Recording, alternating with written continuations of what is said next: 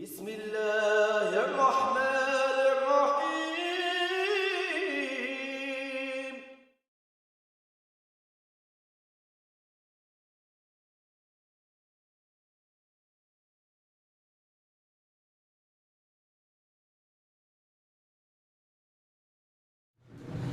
استغفر الله. الحمد لله والصلاة والسلام على سيدنا وحبيبنا رسول الله. الحمد لله نحمد الله سبحانه وتعالى ونستعينه ونستغفره ونعوذ بالله من شرور أنفسنا وسيئات أعمالنا. من يهده الله فلا مضل له ومن يضلل فلا هادي له، وصلواته وسلامه على أفضل خلق الله على سيدنا وحبيبنا رسول الله وعلى آله وصحابته ومن تبعهم بإحسان إلى يوم الدين. أما بعد، فيا عباد الله، أوصيكم وأوصي نفسي بتقوى الله في السر والعلانية، فإن مخافة الله رأس الحكمة، والله سبحانه وتعالى جعل العاقبة للمتقين. اللهم اجعلنا وإياكم منهم. الحمد لله. Allah subhanahu wa ta'ala says in the Quran, لا تبرون في أموالكم وأنفسكم ولا تسمعن من الذين أوتوا الكتاب من قبلكم ومن الذين أشركوا أذى كثيرا. Allah subhanahu wa ta'ala says in the Quran that you will be tested in your wealth and in your persons, in your lives, your property and your persons, your well-being, your safety. And you will hear much harm, things that bother you. Adhan. Adha is anything that harms you, yu'rik. You'll hear much harm from the people who were given the book before you, meaning the Jews and the Christians, Ahlul Kitab, and from those who are polytheists, idolaters, وَمِنَ الَّذِينَ أَشْرَكُوا أَذًا كَثِيرًا. And then Allah subhanahu wa ta'ala tells how you respond to that. وَإِن تَصْبِرُوا وَتَتَّقُوا إِنَّ ذَلِكَ مِنْ عَزْمِ الْأُمُورِ. So if you show patience, and if you have taqwa, piety, that's the essence of this affair. إِنَّ ذَلِكَ مِنْ عَزْمِ الْأُمُورِ. That's at the root of what this affair is about. That's how you're tested. Allah subhanahu wa ta'ala says in the Quran that الَّذِي خَلَقَ الْمَوْتَ وَالْحَيَاةَ لِيَبْلُوَكُمْ أَيُّكُمْ أَحْسَنُ عَمَلًا. That He created life and death, or death and life, in order to try you. The same word, you're going to have tribulation, bala. You're going to have tribulation. He did this in order to try you, to see which of you is the most beautiful in action. Ahsanu amala. The people of ihsan.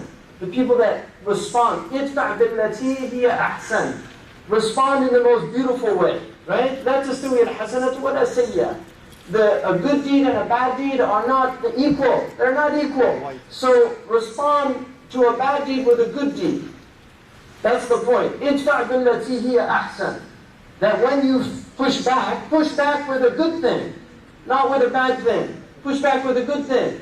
And this is reiterated in the hadith when the Prophet sent Mu'adh. He gave him this advice. He said, خَلَقَ النَّاسِ بِخُلُقٍ حَسَنٍ. Have beautiful character. وَأَتْبِعْ سَيِّئَةَ الْحَسَنَةَ تَمْحُهَا. And follow up any foul deed, whether it comes from you or somebody else, with a good deed. تَمْحُهَا. And it will obliterate it. Because the nature of goodness, it obliterates evil. Some theologian argued that evil is actually the absence of goodness. That evil is present because of the vacuum of goodness. So if there's goodness, evil doesn't have any room to exercise itself. So the Prophet ﷺ was told to be patient. And his people were told to be patient. Now, one of the things, you're looking, I'm sure all of you are aware of what's happening around the Muslim world.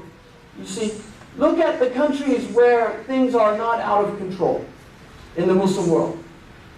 Malaysia is a very educated place. Turkey is a very educated place. You know, they're Muslims. If you go to Turkey, they love Islam. The mosques are filled. Right? If you go to Malaysia, they love Islam. Their mosques are filled. Go to certain Muslim countries and you'll see that it's very different from other Muslim countries. What is the hallmark of the distinguishing characteristic that makes them different? I will guarantee you, it's not Iman. It's not Iman. It's education. They have higher levels of education. It's as simple as that.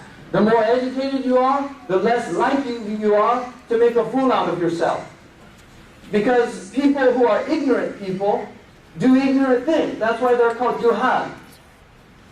The jahil is somebody who does ignorant things. It's called jahiliyah.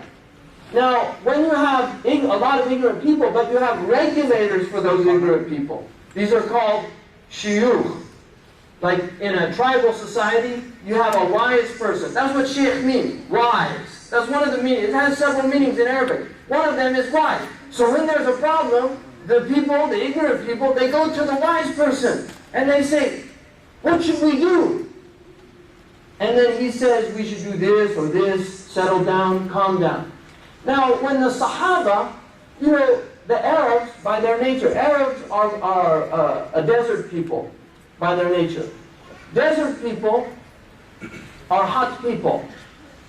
This is well known. They have by their nature a choleric temperament. They're hot people. The Prophet ﷺ was dealing with them all the time. You can read seerah from beginning to end, and you will see constantly, even amongst his companions, hot-headedness. You will see this. Hot-headedness. Allah. Really, this is part of our tradition. But what is the Prophet ﷺ always doing? Calm down. When they were shouting takbir before a battle, he said, "Arba'u bi anfusikum." Have some dignity. "Innakum la tad'una asam." You're not calling on a deaf God. "Ma kana sakhaban fil aswaq." He never raised his voice in the marketplace. The ulama say, or he rarely did it. He didn't do it as a habit. The few times that he was in the marketplace, one time he really did it with some humor, with a man who was trying to sell something, and the Prophet put his hand, sallallahu alayhi wa sallam, on the man's eyes, and he said, "Man yashtari hadha al-'abd?" Who's going to buy this slave? And then he said, "Idha tajiduni 'inda Allahi kasida." Like, I'm not, because you have to shout when your goods aren't good, then you have to shout out. When they're good, you don't have to say, that means you don't think I'm something that'll sell easily, so you have to advertise. That's what he was essentially saying. He said, "Lasta 'inda Allahi bi kasib." You're not something of little worth with Allah. That was Zahir. He said, "Zahirun badiyatun wa nahnu hadirun." The Prophet ﷺ, this was his nature. He was once walking in a Sahih Hadith, Aisha related. He was walking with Aisha, and this is in Medina. This is after he has power. Not in Mecca, where they were oppressed. No, he's in Medina, and he's with his wife. And a group of Ahlul Kitab walked by, and one of them, or all of them, said, "Assalamu alaikum." Now this is a way of just trying to goat somebody. Because salam means peace, sam means death.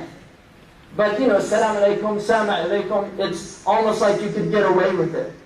Aisha heard that and she said, "Wa alaikum, wa la'natullah, wa ghadibullahu alaikum." You know, and on you, death, and the damnation of God. Go to hell, and may God's wrath be upon you.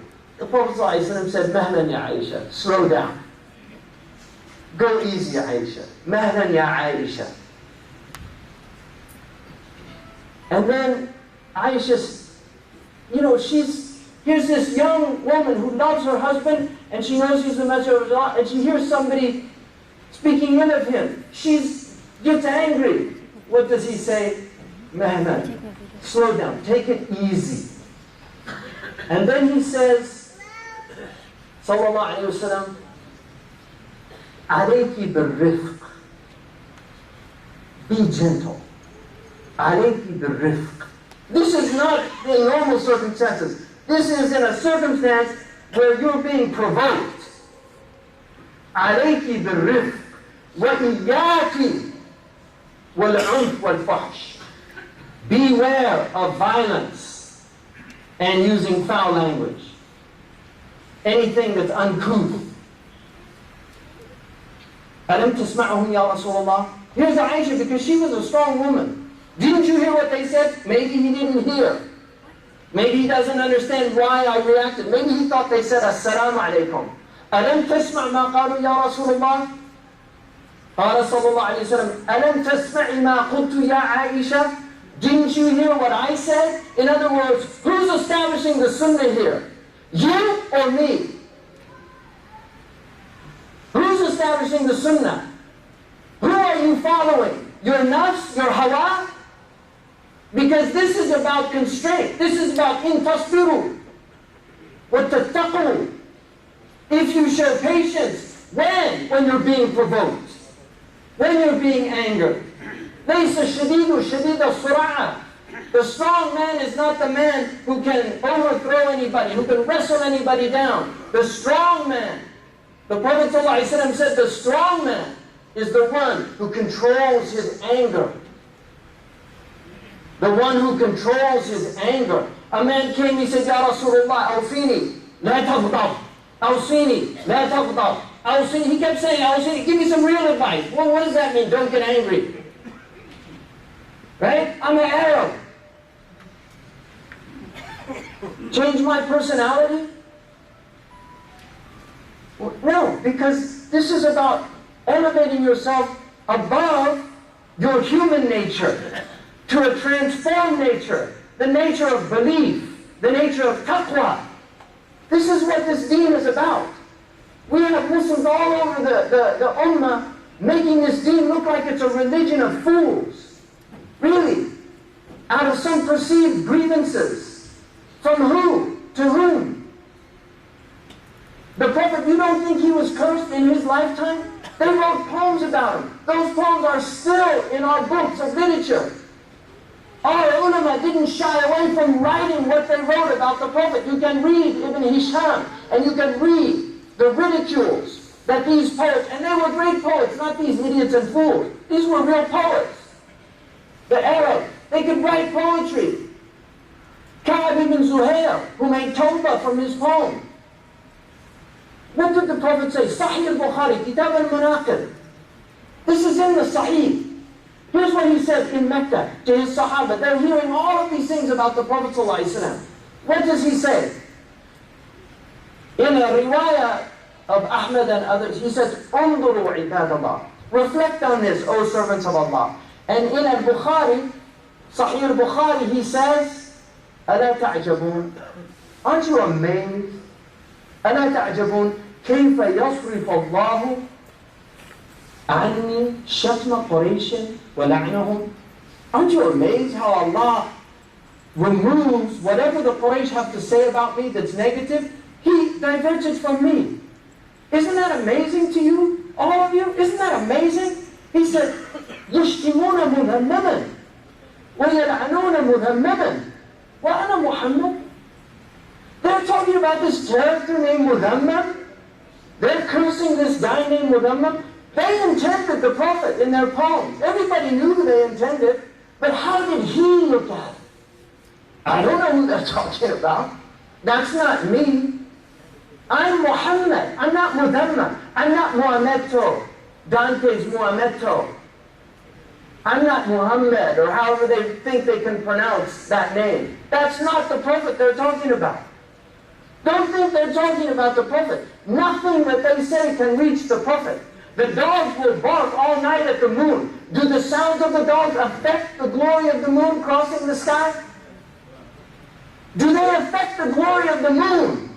We know who our Prophet was. Sallallahu Alaihi Wasallam. The problem is we haven't told anybody else.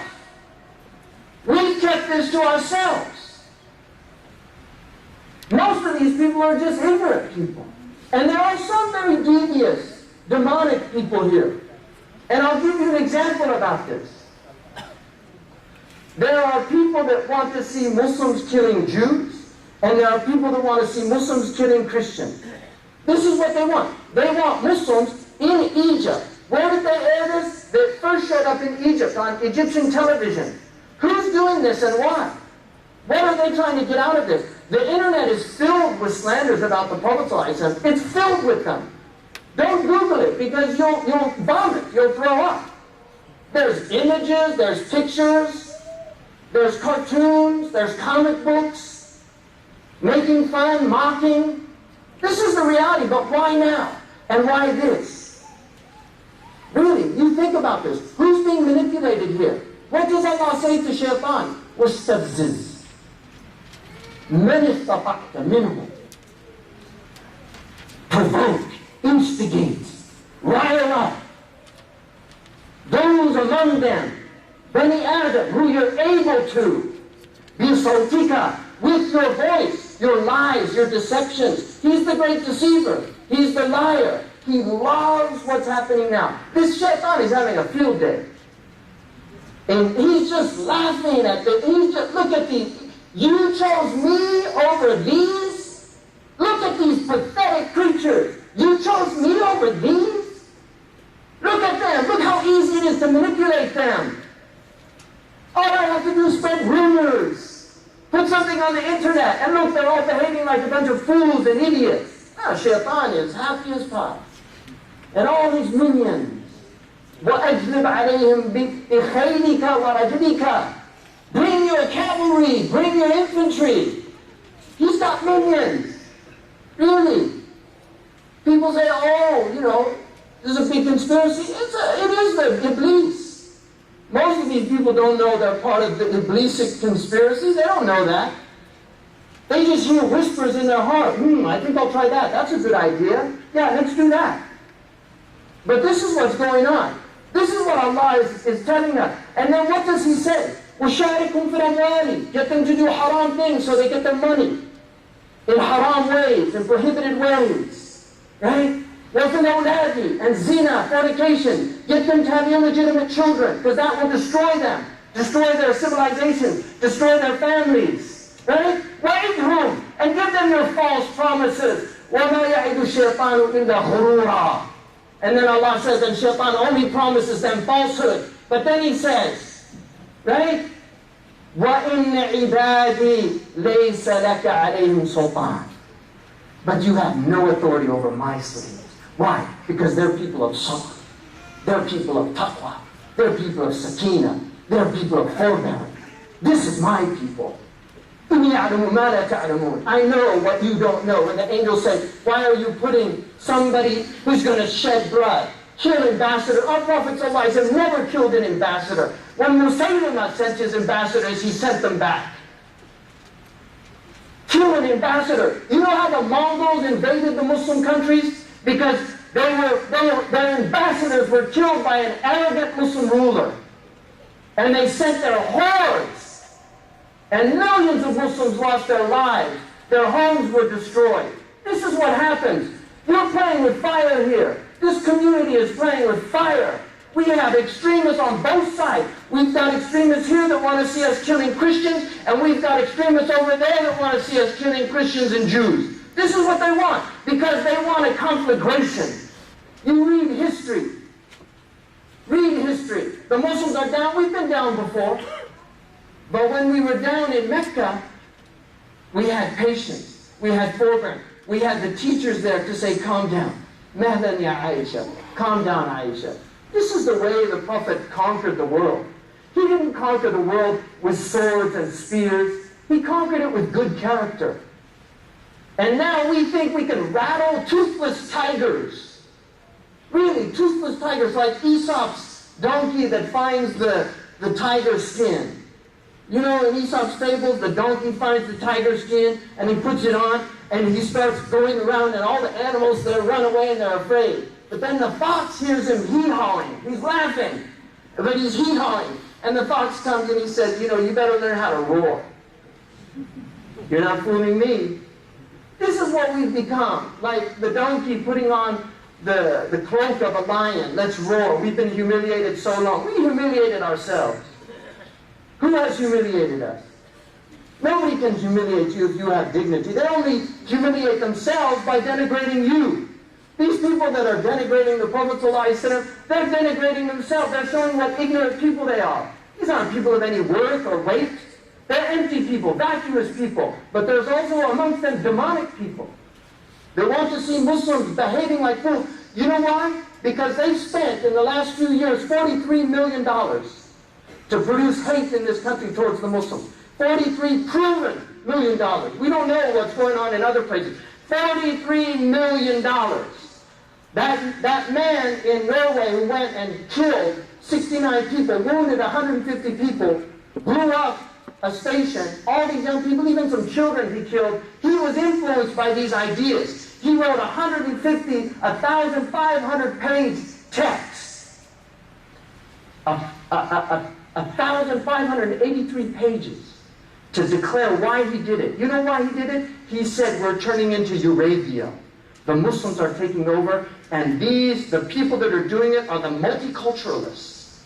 The people that want to tell us we can live with Muslims, that they're the same as us, that they share the same values with us. No, my friends, we have to have preemptive strikes now. This is his theology. This is his ideology. He was influenced by people in this country writing books. He quoted them. And Muslims, let's go destroy the American embassy. You know, this is our response. We don't build anymore. We built the greatest buildings in the world. We built the greatest universities in the world. And now you look at the Muslim community seriously. And you have to think about this. Now in the United States, my warning to all of you, we have a window of opportunity, but I'm laying out a warning. We have a window of opportunity in this country to let people know who we are. Because there's other people defining us, and they're using very sophisticated strategies, demonic strategies, to instigate, to provoke, to make Muslims react. You know what Sun Tzu says in The Art of War? He says, anger your enemies. Provoke them so that they fall into disarray. They can't even think. This is what's happened to our community. People can't even think straight. No, patience and taqwa. Allah subhanahu wa ta'ala tells us, "Ista'inu bis-sabri was-salah." Hold to prayer. Hold to prayer. Really. In Surah Al-Mumtahana, Allah says an amazing thing. He says, رَبَّنَا لَا تَجْعَلْنَا فِتْنَةً لِلَّذِينَ كَفَرُوا.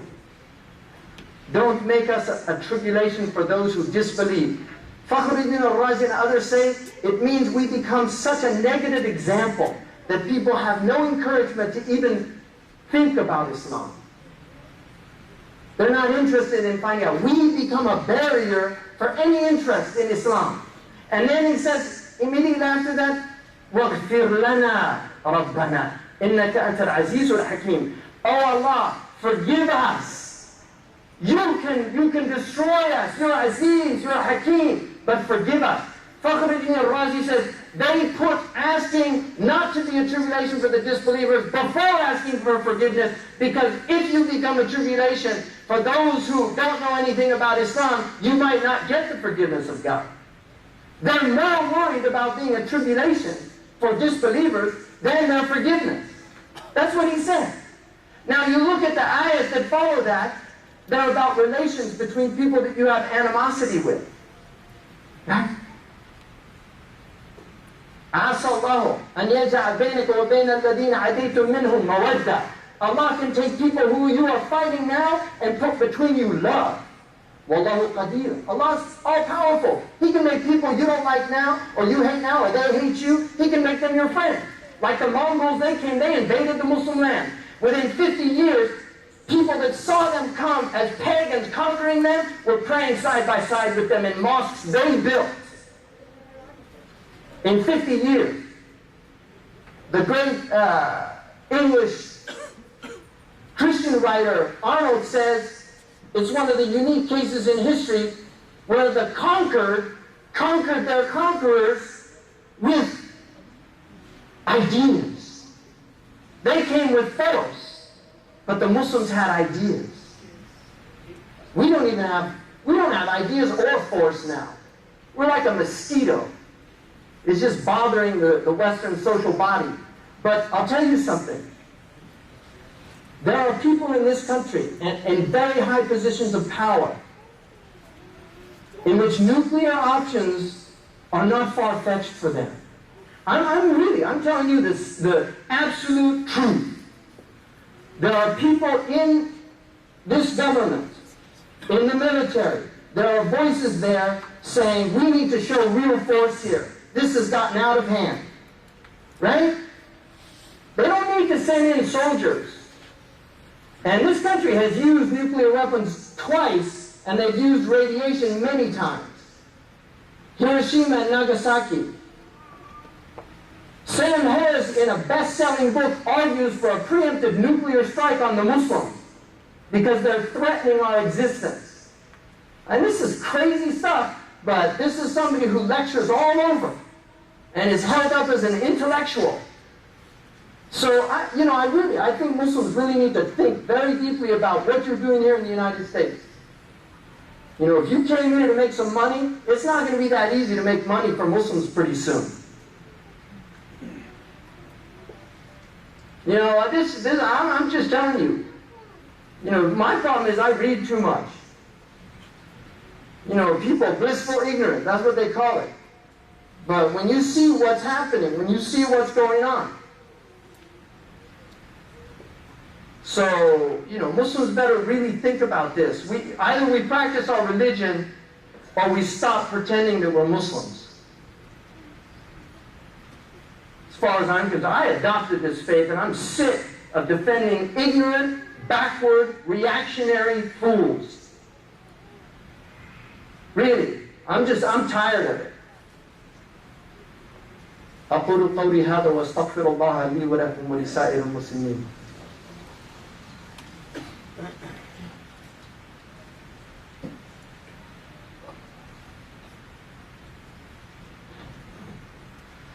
الحمد لله والصلاة والسلام على سيدنا وحبيبنا رسول الله وعلى آله ومن والاه. الحمد لله نحمد الله سبحانه وتعالى إياكم. الحمد لله. Brothers, sisters, you know, this is another trying time for Muslims. We're in tribulation, and it's real. And if you don't think it's real, this could affect the election. That's how serious this is. This could affect the election. Killing an ambassador is not a simple thing. We condemn it. First of all, most of us here are American citizens. It's our ambassador. Right? Really. We're here. We might disagree with a lot of foreign policies of this country, but this is our country. And we have a right to protest those policies civilly. We have a right to petition our government, right? We have a right to elect politicians that aren't going to adhere to policies that we think are misguided. If we're in the minority, they call democracy a tyranny of the majority. Right? It's unfortunate, but that's reality. But tides change. You can turn tides. Organize. Think about changing the scenarios here. There's undeniably a double standard in the West, as far as I'm concerned. This idea somehow that, you know, this is freedom of speech. In fact, we had one of the presidential candidates saying, we're defending freedom of speech. We don't have to apologize for our values. Denigrating great leaders, whether you agree with them or not, but denigrating them and mocking them when they're held in the hearts of millions of people to be exalted in high things. That does not advance any values or cause or civilization. No. Because in the end of the day, Muslims are 1/4 of the population on this planet. 1/4. That's 1 out of 4 people. And we have to learn to live together. The Europeans are the historical neighbors of Islam. They're the historical neighbors of Islam. They took the brunt of Asian attacks twice, which enabled Europe not to suffer the ignominy of being under those hordes. Muslims have had periods of relative peace and other times great difficulty. But in the end of the day, we're neighbors. And we're here in this country. We have to learn how to live together. War is not an option, especially in the light of nuclear power and weapons of mass destruction. This isn't going out with swords at Badr or Uhud, where a handful of people are killed. In the entire lifetime of the Prophet ﷺ, 23 years of his message, less than 1,000 people probably were killed, according to our own historical analyses. That's how many are killed now in one day. We don't want nuclear options on either side. It's a madness. We've got China as well now. Really. China is a rising power. It's been a global threat. All this instability. We can't learn to live together as human beings. And this is ultimately what our religions are supposed to be teaching us. And it's about time we started living up to these principles. Allah says to the Jews, you're not on anything until you apply your Torah. According to their greatest rabbi, the entire Torah can be reduced to love of God and love of your neighbor. Jew or non-Jew. That's the whole Torah. Jesus Christ said to his people, you could boil the 10 Commandments down to love of God and love of your neighbor. So there's the Old Testament, the New Testament. And our Prophet ﷺ said, worship Allah subhanahu wa ta'ala. Be good to your neighbor. Jibreel used to tell me to take care of my neighbor until I thought he was going to have me inherit my neighbor. They would inherit the wealth, whatever was left. You have to learn to live as neighbors. Abu Hanifa, we all know the story of the Jew who used to bang pots and bother him. And then when he got arrested, the Qadi had him arrested for something else. Abu Hanifa didn't hear the pots banging, and he went and found out that he was unjustly, and he got him out of the jail. And the Jew said, why'd you do that? He said, because I found out you're my neighbor, and I wanted to see what happened to you, and then I found out you were wrongly accused of something, so I made sure that justice was restored. Ashhadu an la ilaha illallah wa ashhadu anna Muhammadan Rasulullah. What kind of religion is that? Really? We've got demons out there on both sides of the equation, and they're working hard. And if the people who respond to the better angels of their nature, if those people don't rise up, the vast majority of human beings, if they don't rise up and squelch these voices and stop allowing them to dictate the agenda, to write the scenario, to give us the script that we act out, because we're doing exactly what they want on both sides. Exactly what they want. And it's really time for people in the middle to just say enough is enough. Because these people are like toxic waste. You know, you have nuclear power, it's a clean energy, lights up houses, but it's got toxic waste. And that's the way humans are. We have toxic waste amongst us, really. And they need to be isolated and contained. Really, or neutralized.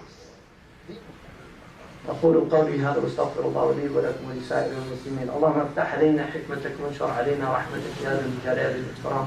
اللهم هدِ أحوالنا وسكن روعاتنا يا أرحم الراحمين. اللهم هدِ أحوالنا. You know, I wanted to say one thing. Allah subhanahu wa ta'ala, when He says about the disbelievers, إِذْ جَعَلَ الَّذِينَ كَفَرُوا فِي قُلُوبِهِمْ الْحَمِيَّةَ حَمِيَّةَ الْجَاهِلِيَّةِ. When they became zealous and filled with their Jahili rage, how did the believers respond?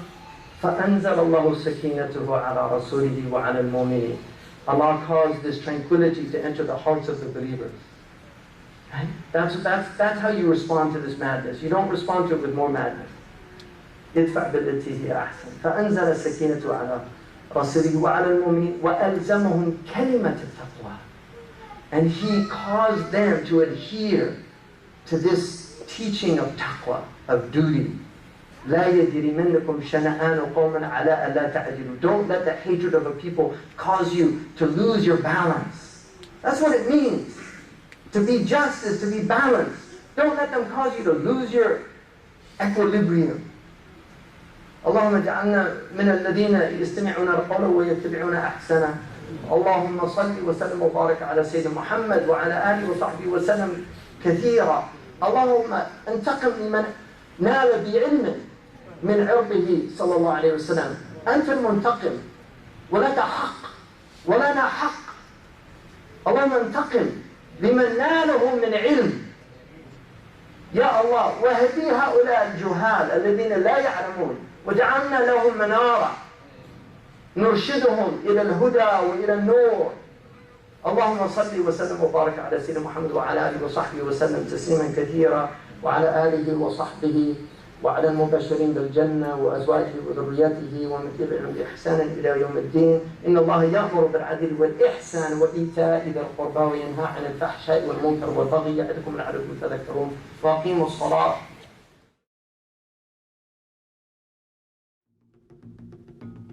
Zaytuna College, the first Muslim liberal arts college in America, offers 2 degrees, Islamic law and theology, and Arabic language, as well as an 8-week summer Arabic intensive program. Applications are open now. Zaytuna is establishing a new academic address for Islam in America with its new home in Berkeley, California. Make history with your support today.